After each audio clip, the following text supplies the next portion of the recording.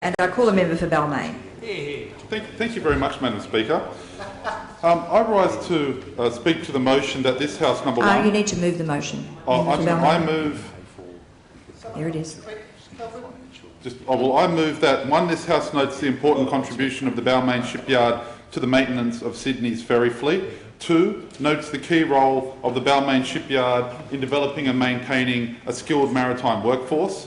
3, notes the contribution the Balmain shipyards make to the local area as a significant employer. And 4, calls on the government to ensure that the Balmain shipyard, the jobs, pay and conditions of Balmain shipyard workers are not put at risk by any changes to the management of Sydney ferries. Madam Speaker, I'm delighted to be here today to speak about the Balmain shipyards, a place in the electorate of Balmain that I have a family connection to, but also has a very strong historical connection to the area and reflects the excellent work of maritime workers, metal workers and others over the many years. The Sydney Ferries maintenance facility, known as the Balmain Shipyard, comprises of 3 wharves, tradesmen's workshops, a dry dock and 65 highly skilled blue-collar workers.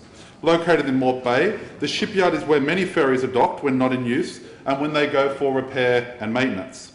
Shipbuilding forms a significant part of the history of the Balmain-Roselle area, dating back to the early 1800s when shipyards were first established. From the 1830s to the 1850s, as Balmain developed into a suburb, regular ferry connections began operating from Balmain to the city. Shipyards were established along the harbour foreshores as reliance on steamers, ferries and coastal vessels increased. The shipyards attracted increasing numbers of workers who wanted to live near their place of work. The activity of the shipyards in turn attracted other industries over time, and in this way was pivotal to the development of the area of Balmain and Roselle. And as the population increased, so of course did the demand for services, housing, shops, school, police, churches, a hospital and of course local government. Indeed, the lifestyle today of many Balmain residents is a legacy of the shipyard and its importance to the local community. The area is known for its thriving pub culture, which grew out of the blue-collar workers who frequented the establishments and created, I guess I could say, a very lively atmosphere in the pubs and clubs in Balmain. The shipyard is a significant and long-standing employer with an important history in the local area which continues to this day. Workers shop, lunch locally and often live nearby. I also note there's 3 unions that are particularly involved in the shipyard: the AMWU, the Australian Manufacturing Workers Union, the Australian Services Union and the MUA, all of which have a very proud history representing their members. Now, many of you will know that recently the Labor government, the former Labor government, gave Sydney Ferries 12 months to demonstrate why the service should not be privatised. Sydney Ferry was placed in a market testing environment to prove which was the best organisation to provide Sydney Ferry services. Now, a bit of fast forward, we know that the policy was then dumped by the Keneally government and adopted by the Coalition.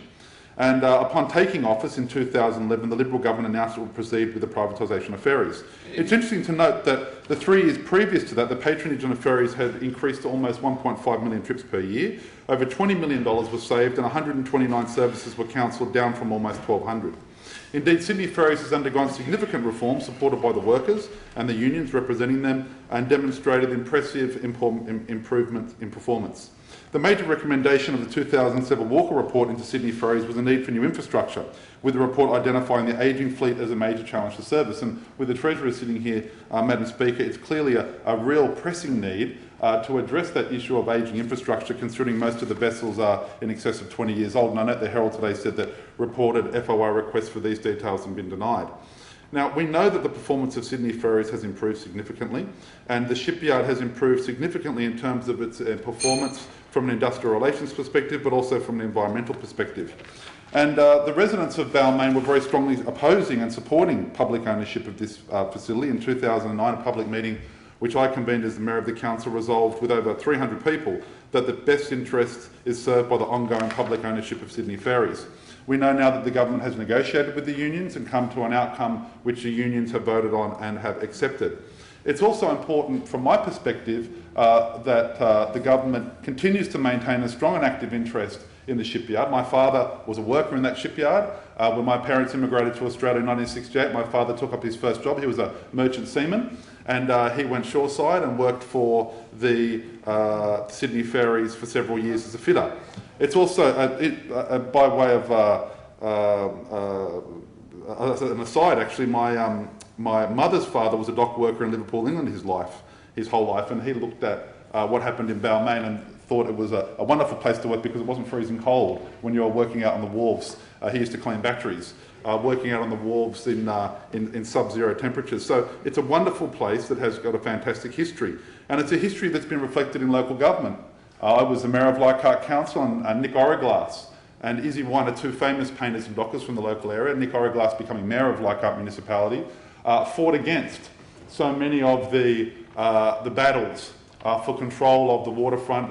We know that there were big fights not only between employers and between employees and employers, but also within unions, fighting to make sure that they can best represent their members. And we've seen a great history where systems like the bull system, where the maritime workers would line up to get picked by the employer to work, were discarded by united action from workers, making sure that when people turned up for work, they knew that they would get the job done, they would be able to be employed, and they wouldn't have to go home knowing that they wouldn't have work for that day. And a lot of great people in different unions. Elliott v Elliott is a good example of a person that fought for many years for the rights of workers.